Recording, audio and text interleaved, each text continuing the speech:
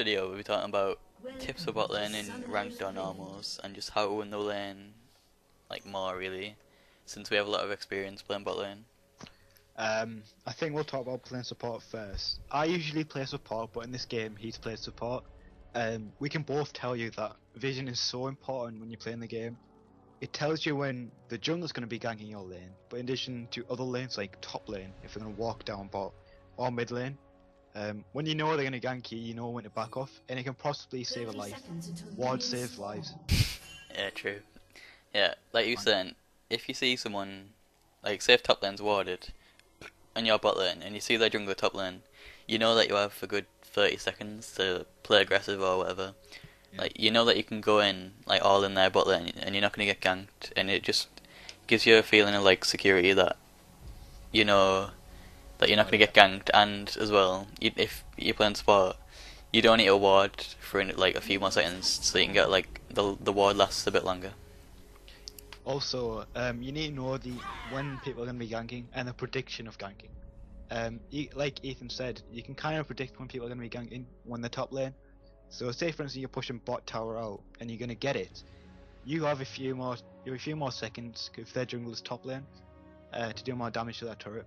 So you'll be able to kind of know when people are going to be ganking you or not.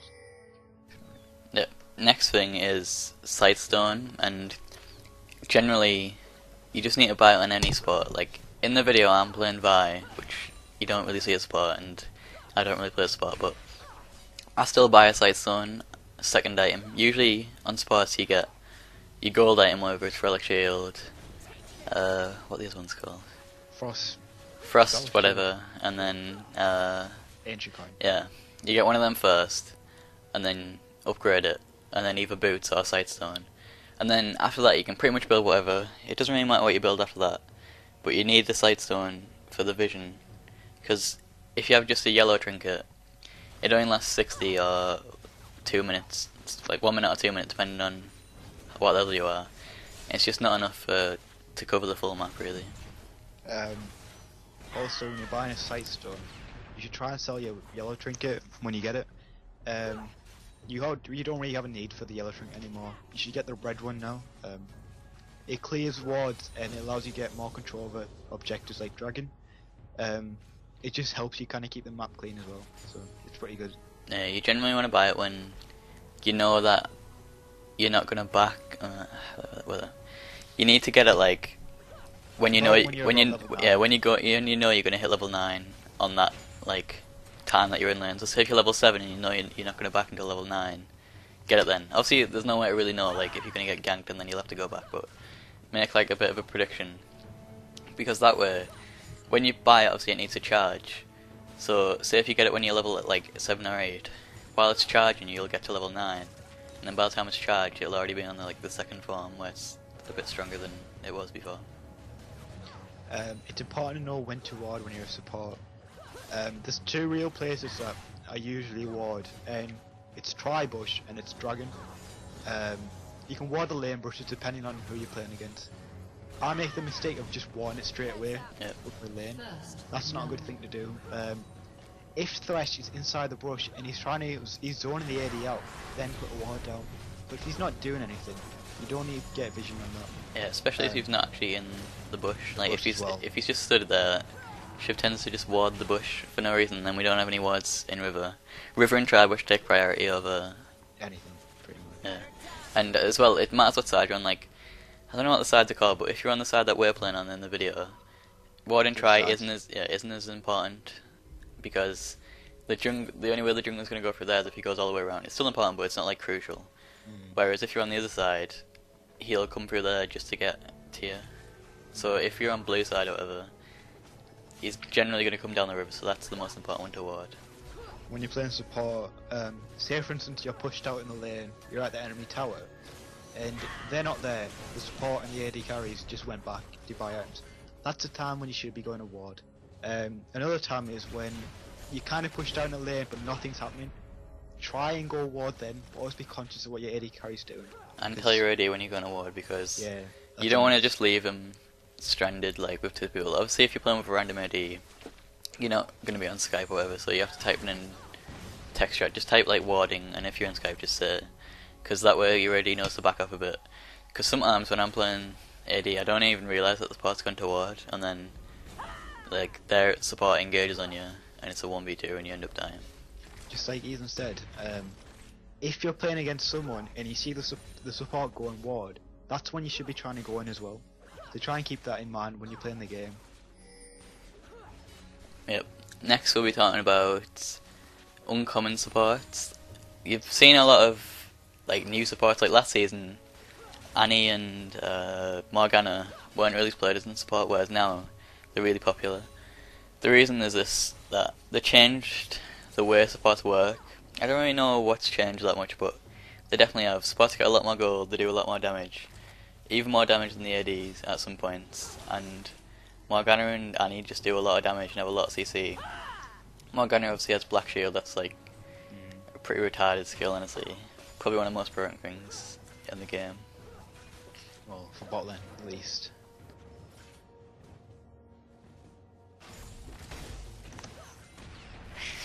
It doesn't matter, I just said it this way, alright, go on, it's you. I just said a big segment and then you just... What were you on about anyway? Uncommon supports. Yeah, we'll cut this, alright, go on, now. Right. 3, 2, 1. Supports are so powerful late game. It's unbelievable how people underestimate them. Back in Season 3 and Season 2, supports weren't really that strong. Late game they did a lot much damage, they were kind of a nuisance, they were just a ward machine really. Yeah, they were just a ward machine. Season 4, it just completely changes the way it works. Supports do a lot of damage, especially Annie. Annie's able to kill the AD carry by themselves. Like Annie, Thresh and Leon, I'd say, be able to kill the AD carry by themselves. So you can't underestimate them, especially if they're building full AP or full AD. Just generally, they're really strong late game. They're like the second AP carry. So, yeah. We also forgot to mention that if you get Sightstone, you don't really need to build a red one unless you like full build or whatever, because they've changed this. Last year, you could put down unlimited wards, and I think blue Sightstone would give you 3 wards, or 2, I'm not sure, I can't remember. I think it's 2, and then the red one would allow you to place down 3 wards. Now they're both the same, so basically you're paying like, I think it's 600 gold or something for like a little bit of health. It's not cost efficient. It gives you more like total wards, but you don't need them now, so you don't really need to buy that anymore. Another thing is that people are quite scared to break the meta. Try and play different supports if you can. Karma's actually does a lot of damage, as Ethan can say. A lot of people are scared to play, and they say, "Oh, Karma's playing support." Like, yeah. She does hurt quite a lot. It's starting to come into EU LCS now. Karma support, like, I think this week, like it was in all 4 games, and the reason is, I think the reason people don't like it is because I've played for quite a long time. Karma was pretty much the worst champion in the game for like a year, and even though she's been changed, a lot of people don't understand what her abilities do or her damage, and that's a good thing if you have her on your team, because people will underestimate her damage. Another thing is that when you're playing support, a lot of people don't know what to build when you're in support. The core item to get, I would say, is just trying to get a Sightstone. Depending on the kind of support you're playing, on Morgana I tend to go cooldown reduction boots in her. It's especially good for ult as well, so you should try and get that. Generally you want to try and balance it between the amount of damage you're going to be doing and how much you're going to be benefiting the team. So maybe an Aegis or a Crucible as well, that's a pretty good item as well. But then again, like a Deathfire Grasswood. Yeah, definitely. Yeah. 40% cooldown reduction on Fresh is really good, especially if you get level 5 Q, because I think if you hit the cook it's like a 3-second cooldown, which is like pretty serious. Like if you're sieging a tower or whatever, you can throw out hooks, and even if they miss, you know, if they hit a creep or something, 3 seconds later you can just get another one out, and it's like really strong. Same with Morgana, because you can just throw bindings. I just want to talk about how when you're playing Blitz, Thresh or Morgana, their Qs with the hooks and binds, the importance of that is that you should try and throw them out as frequently as you can. Yeah, you're going to be low on mana, but it's more important that you're able to actually land something. The more you throw out, the more likely you're going to have a higher chance of actually landing one. So don't be scared. one thing I need to point out is that when you're retreating or running away, don't hook backwards. That's crucial, because yes, you can turn it into a re-engage, but most of the time it doesn't work out well, because you might just hook a tank, and then you just die, so you're trying to avoid that kind of scenario. Yeah, I also just want to say, if you're playing support, you want to try and keep lane presence and block skill shots and stuff like that. Like you'll see in the video, I take a lot of hooks, even though he's playing Sivir. He's not good with the spell shield, so I had to try and block the hooks. And it, like, if the AD's not playing Sivir, it's even more important because they don't have a spell shield. And also, don't flame your support or your AD, depending on which one you're playing, because it just ruins the full synergy of the lane. Games can actually be turned on the end. Yes. Right, now we've been talking about AD, and I usually play AD. Obviously in this game, he's playing AD, but that was just because people picking lanes that we wanted, and now they're locked in as Y. But anyway, obviously everyone always talks about with AD's last hitting and how crucial it is, and to be honest, even though people always talk about it, a lot of people, especially in lower leagues, don't actually realise how important it is. Everyone, especially in like bronze, focus on kills, and you judge on how fed you are by your kills. But like, I think it's like 30 creeps is actually worth 1 kill in gold. So if you have like 100 creep advantage on your opponent, you basically have like 3 kills on them. So you have a lot more gold, you can get a lot more items. Last thing actually isn't that difficult, to be fair. If you want to practice it, you can go into bot games and have no runes and masteries on, and just try and kill the creep. It's going to be difficult, but once you get the hang of it, you should be able to do it for any champion. Yeah. Yeah. You should be trying to get like 10 creeps a minute. If you can get 10 creeps a minute, obviously in the first few minutes you won't have equal because the game doesn't start until like 2 minutes. But at like 10 minutes, if you have 100 farm, that's like really good farm. Shiv's not that good at farming.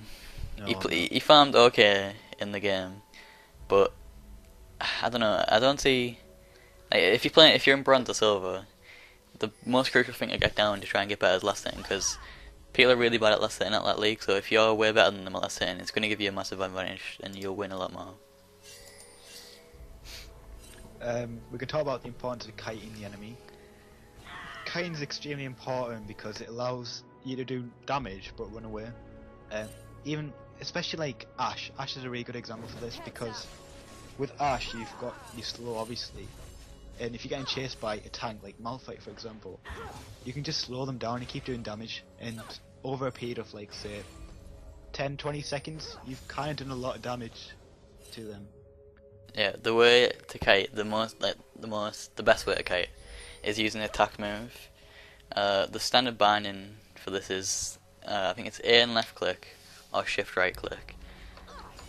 Basically what attack move does is, wherever you click with your attack move, it'll attack the closest thing. So what you want to do is to kite, you just move away from, with normal click, like right click, from whoever's chasing you, and then do attack move. And you see a lot of ADs who are in low leagues just stand still and attack whoever's chasing them. Unless like you're really fed out, it's like 60 minutes in and you can just like one shot everyone as AD. You're just gonna like, bruisers do more damage than the AD at mid game, so they can just easily kill the AD. It's easier to kite with some champions than others, and like Shiv said, Ashe is a really good one.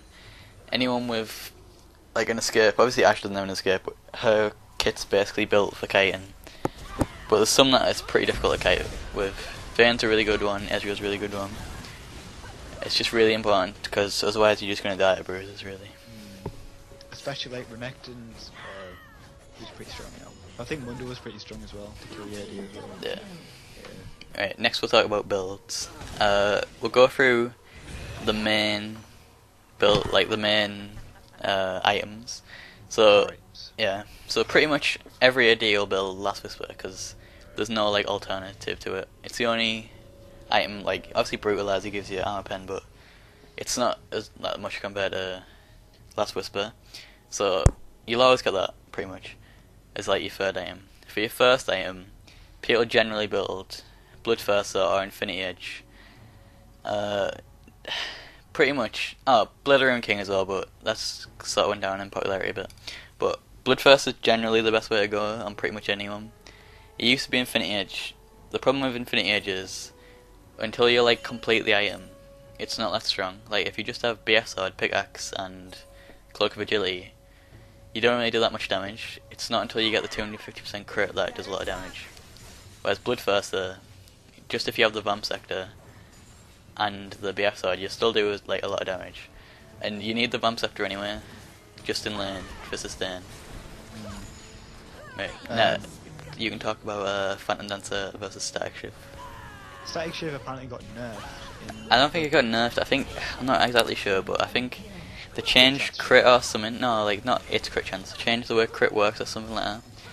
I don't really know, but it used to only be PD in the game, but now Static Shift's in. Static Shift was really popular for a while, and the reason for that was because no one really built Infinity Edge anymore, and Phantom Dancer is really good with Infinity Edge because Phantom Dancer gives you a lot of crit, so that synergized well together, 250% and then a lot of crit chance. Whereas Static doesn't really do that, so it was better with Bloodthirster. But now they've changed crit somehow. I don't read the patch notes, so I don't actually know, but I've heard this. So apparently Phantom Dancer's better, and that's what she was building in the game. Just want to talk about why you built that shift.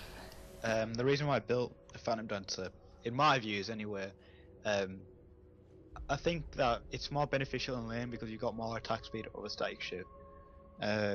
You got a higher crit chance off it, and I think it's got 1% less movement speed. The passive, it's okay, I'd say. It's not really passive. The thing with it, with Phantom Dancer is, especially on Silver, it synergizes as well with her ult. You get a lot of move speed and attack speed, so putting that with another item that gives a lot of move speed and attack speed just gives you like loads. And the passive is actually really good, the way you can move through minions. Not as much anymore, but creep block used to be a massive problem. It's not that much anymore, but it still exists, and Phantom Dancer basically makes it so you don't get creep blocked. With Static Shift, with the item, just the item, you can do quite a lot of damage with a Static Shift compared to a Phantom Dancer, because that alone, the attack speed is not going to do much.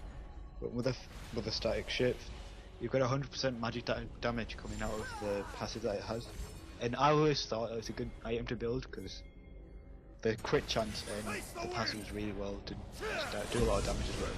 Yeah, I think Static's probably better if you want to split push, just because it can take down waves a lot faster. Right, next we'll be talking about the defensive item, which you should probably build on ADs just because a lot of ADs are very squishy, well all of them are. So you need to build a defensive item. The main ones that people buy now are Banshee's Veil, is pretty much the main one, but then in some scenarios you'll build QSS, which is Quicksilver Sash if you don't know. The reason people build Quicksilver Sash, like it depends what you want them for. Banshee's Veil's for like preventing the thing in the first place. Quicksilver Sash is just getting rid of it. Yeah. So I'm not sure on the prices, but I think Banshee's Veil costs a bit more. But Banshee's Veil gives you health and magic resist, whereas QSS just gives you magic resist. There is other things like Randwinds and Warmags, which people do buy a little bit, but those two are the main ones. I just want to raise that QSS is really good, but you need to be able to use it. Like you need to be quite conscious of using it. With the Banshee's Veil, it does cost a lot more. But the thing about it is that you're actually able to kind of know, like you're safe basically because you've got a shield that's going to protect your ability. With the Banshee's Veil, you're going to get prioritized quite a lot if you have that shield up because they want to get rid of that shield as an enemy. Yeah, that's I know true. I do with the AD carry, so I want to get rid of it. With QSS, no one really knows. Some people actually forget about it. So it's really effective against like Morgana's Bind, which is 3 seconds. If you don't have the shield, you just messed up, aren't you? But with the QSS, you can get away easily. Yeah, also, QSS can get rid of snares like Warwick ult, Miles ult, Scanner ult, whereas Cleanse does not do that. Cleanse gets rid of pretty much any CC except snare, suppression. Whereas QSS gets rid of like anything, I'm pretty sure. So it's a little bit better, but there's no. It's better to build Banshee's Veil probably if your support has a Michaels, because Michaels is basically a QSS that you can use on other people. That's true. So we want to talk about summoner spells. The main two that you take, like obviously you take Flash. The other two are Cleanse and Barrier. I'd say Barrier's better in pretty much all scenarios. You can use cleanse if you're against like a Leona or something, but the thing with barrier is it just gives you like a lot more like effective health. As a support, I just want to say that when you're playing support, exhaust is much more common in support than instead of ignite. And the reason being is that exhaust kind of tends to suppress the AD carry, so if you're gonna kill the support, it's pretty easy. Yeah.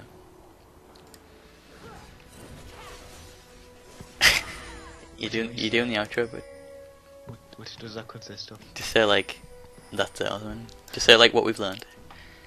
So basically what we've learned is that when you're playing support, vision's extremely important on the map. Don't be scared to break the map. Yeah, that's true. Or which type of supports to play. The items that you need to build a support, and the importance of warding as well. And then for AD, basically what to build and what scenario, and then the mechanics that you'll need to play AD.